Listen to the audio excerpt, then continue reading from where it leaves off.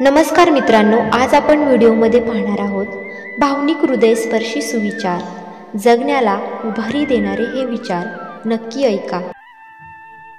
आपल्या भावना आपण ज्या व्यक्तीजवळ व्यक्त करतो ती व्यक्ती आपल्या हृदयाशी जोडलेली असावी, म्हणजे आपल्या मनाला उभारी येईल. भावनिक लोक इतरांकडून खूप अपेक्षा ठेवतात, त्यामुळे ते लोक नेहमीच दुखावत राहतात.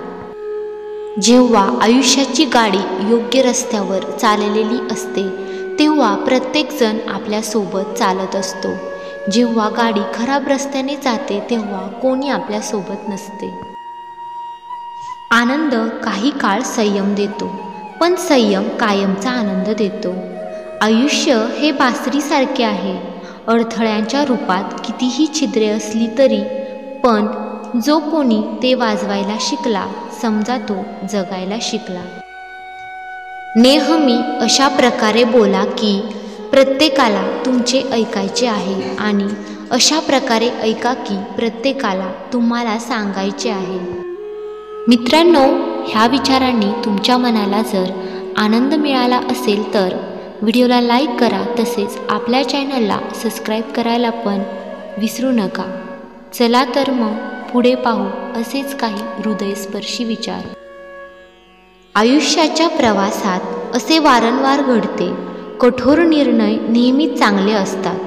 आयुष्य आपल्याला बऱ्याच गोष्टी फुकटात देते, पण त्याची किंमत आपल्याला तेव्हाच कळते जेव्हा त्या गोष्टी कुठेतरी हरवल्या जातात. जे तुमच्यावर आंधळेपणाने विश्वास ठेवतात अशा लोकांना कधीही फसवू नका, कारण अशी माणसे भाग्यवानांनाच मिळतात. अपूर्ण भावना, तुटलेली स्वप्ने, अपूर्ण गृहपाठ आणि तुटलेली खेळणी या सगळ्या गोष्टी लहान असताना छान वाटत होत्या. काळानुसार भावना बदलतात आणि कळतही नाही, कारण प्रेम आणि द्वेष एकाच ठिकाणातून येतात. नाते हे नेहमी मनापासून असावे, नुसते शब्दांनी ते सजवलेले नसावे.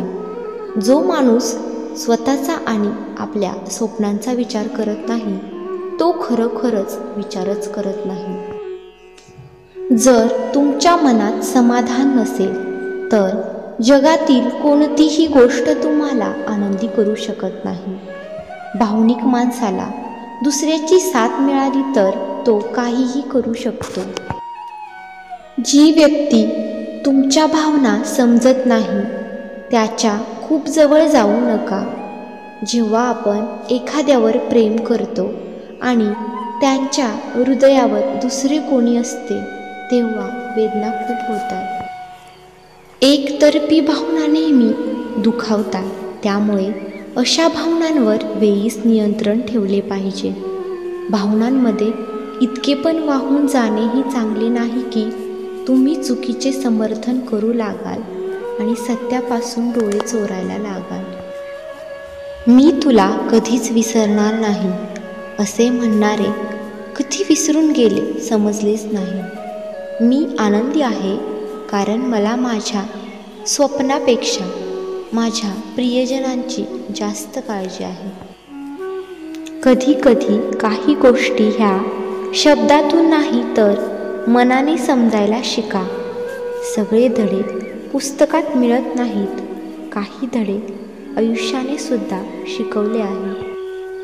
आयुष्यात असं परत येणं सोपं नसतं, म्हणून कुणाच्या आयुष्यातून निघून जाताना आधी विचार करा.